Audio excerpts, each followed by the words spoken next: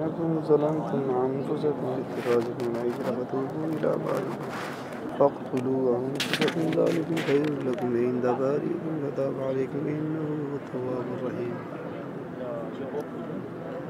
وإذ وعدنا موسى 40 ليلة ثم اتخذتم العجل من بعده وأنتم ظالمون ثم عفونا عنكم من بعد ذلك لعلكم تشكرون. وإذ آتينا موسى الكتاب والفرقان لعلكم تهتدون. وإذ قال موسى لقومه يا قوم إنكم ظلمتم أنفسكم باتخاذكم العجل فتوبوا إلى بارئكم فاقتلوا أنفسكم ذلكم خير لكم عند بارئكم فتاب عليكم إنه هو التواب الرحيم. وإذ قلتم يا موسى